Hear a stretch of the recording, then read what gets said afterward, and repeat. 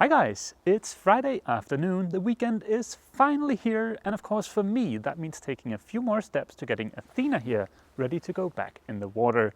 And look what showed up yesterday. In this video I'm going to install the remaining 2 hatches up on deck, and then we're going to take a look at an annoying condensation issue. But first, let's tear into this guy.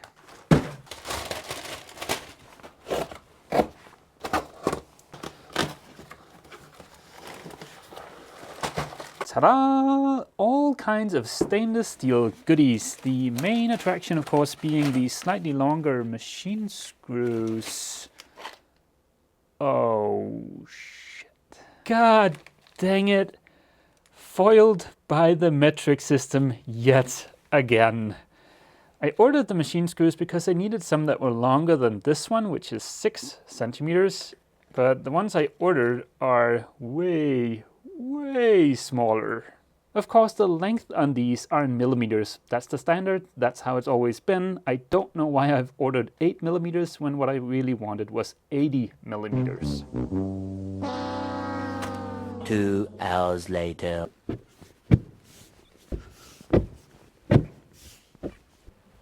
And that is the last of the machine screws tightened. I was fortunate enough to find a few that were long enough so that I could actually install the hatches. I used the exact same process I did last weekend, so if you're curious about that, simply just go back and check out that video. I am really excited about showing you guys the new hatches up on deck, but as you can see it's pitch black outside, so that is gonna have to wait until tomorrow. Good morning guys! Just like that, tomorrow is today. I spent quite a bit of time last night kicking myself over that stupid mistake with the machine screws. Last weekend I couldn't finish the job of installing the new hatches because I didn't have machine screws that were long enough, because I'd measured wrong. This weekend I had problems because I'd simply just ordered the wrong ones. Jeez. But yeah, the important thing is the hatches are on there now. So, without further ado, here are the new hatches.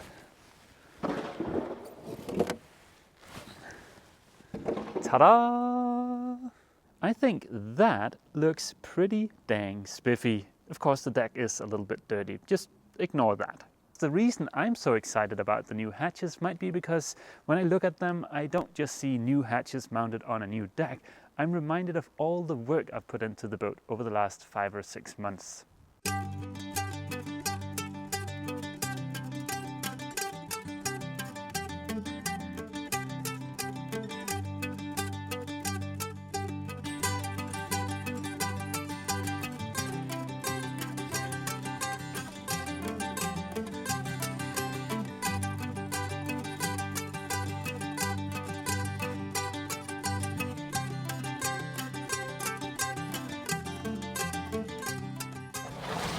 With all of that work in mind, I'm sure I don't have to tell you how satisfying it is to see those new hatches up on deck.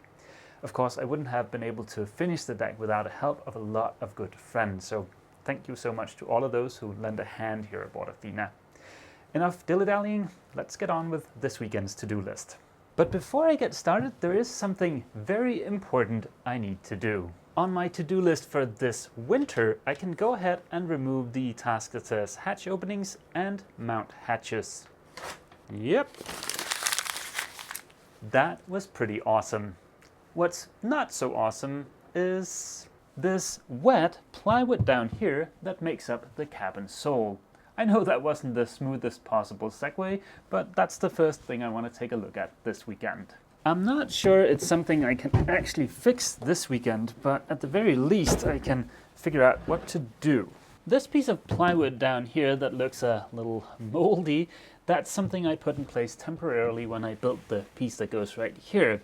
So the fact that this is a bit moldy, that's okay, that's temporary.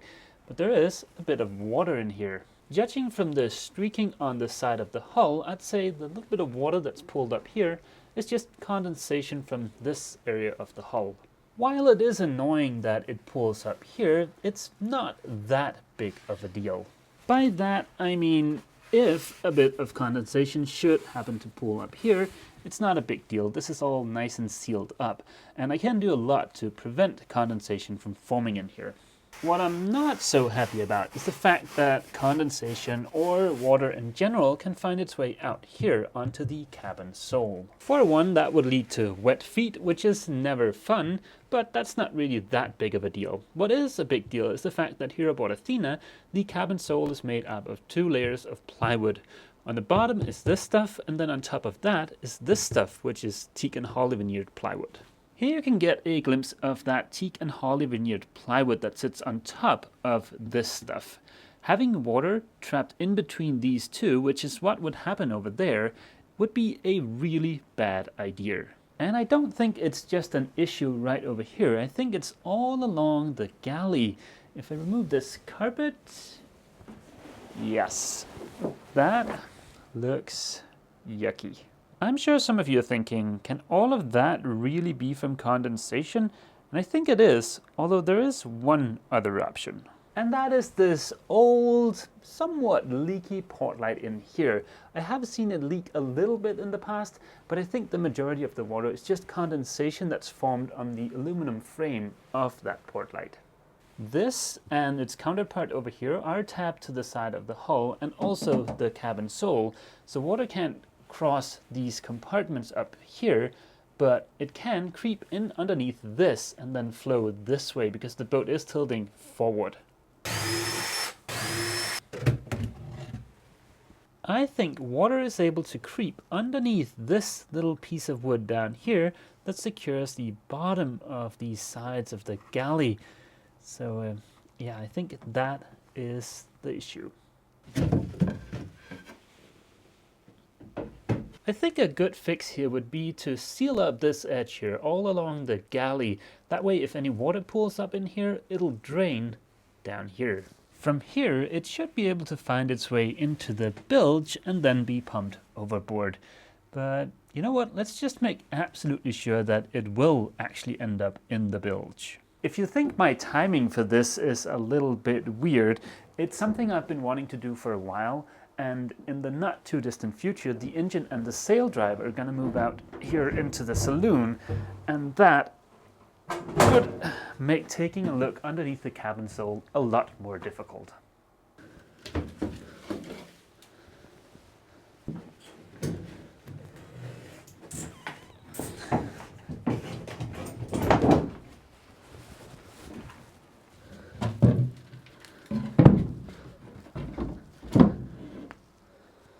Ta-da! The mysterious land underneath the cabin sole. Well, some water sure did find its way into the bilge. There's a lot of water in here. Now, let's just get rid of that water first.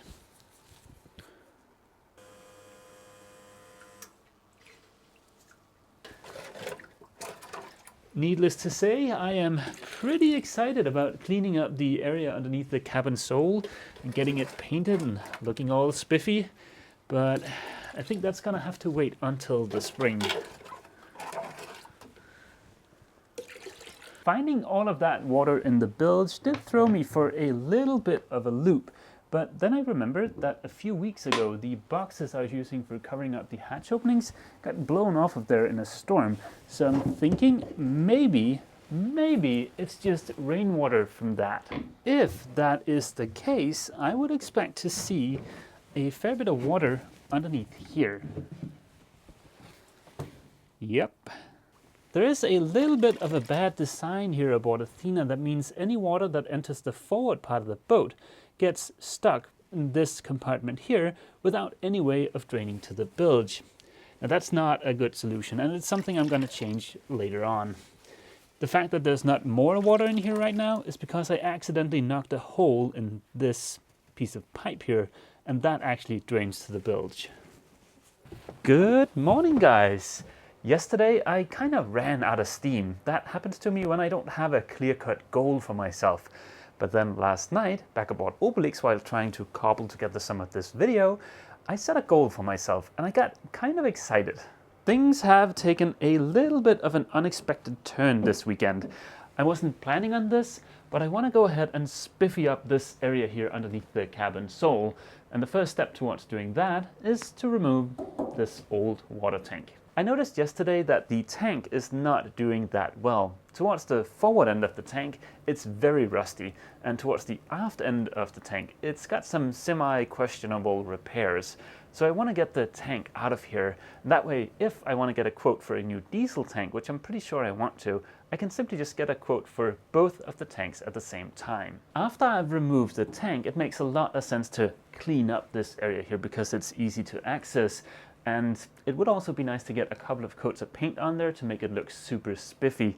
But the overall plan for the winter is still the same, that is to pull the engine and drop the rudder and so on. This is just going to be a quick detour, hopefully, unless I find something super scary underneath that water tank. Before attempting to remove this thing, I better go ahead and grab some measurements. 53, 114, and 53.5. Who knows, I might be able to find an off-the-shelf plastic tank that'll fit in here. That should save a lot on cost.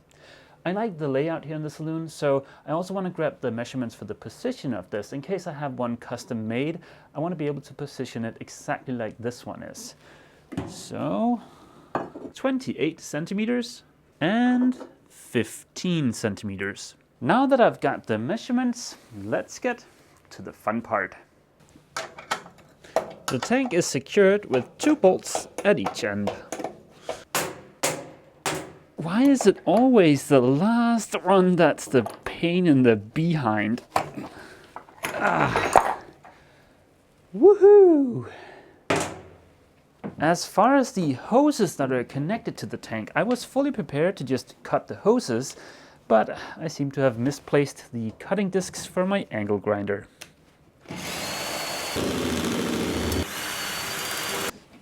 30-year-old hoses. I'm pretty sure these are gonna put up a bit of a fight. But I could be mistaken.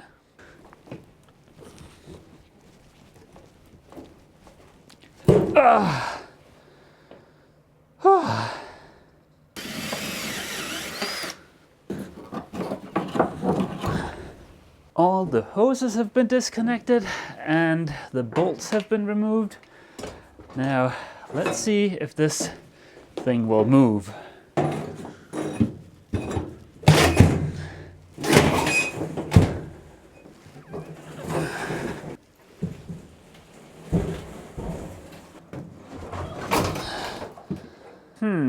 Now for the small matter of getting this thing out of here.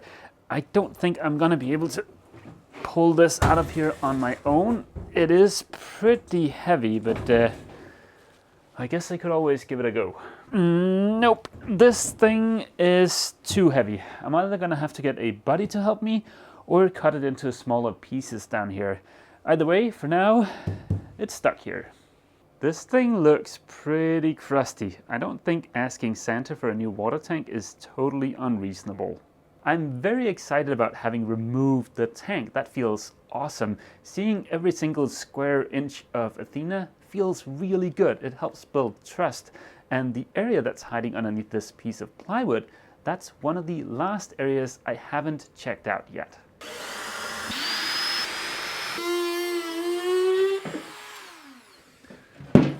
If these hoses seem extra stiff, it's just because the water that was left inside of them is frozen solid. See? That in there, that's ice.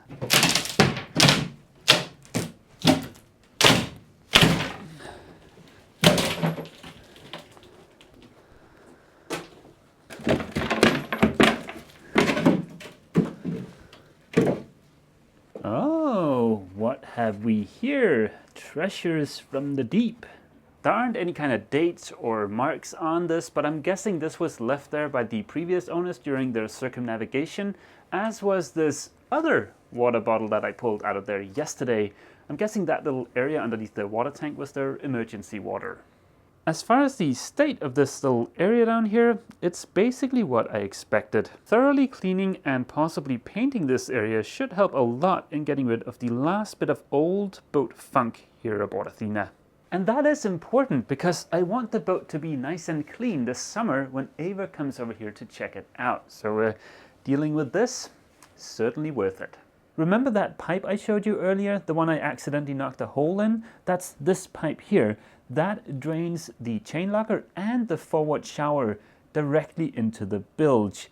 That's a horrible design, and that is also something I'm gonna change. I'm glad I've opened this up to take a look, because it turns out that there is actually no way for water to drain from this area here. Once it ends up here, it's not going to be able to go into the bilge, because the hole that connects this part to the bilge is plugged up by a wooden bung.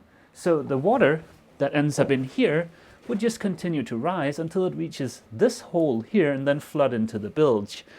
That's not great. But figuring out those details is something I can do this coming week.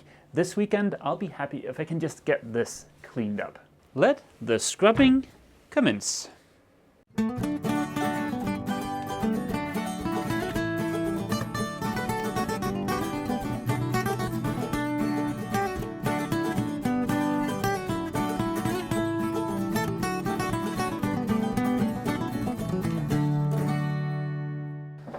Oh, that was 3 hours worth of glorious, glorious scrubbing. And I'm not done yet. It looks a lot better, but I'm not done. As you might be able to tell, it's getting kinda late. I need to start rendering this video now so that I can publish it in a few hours.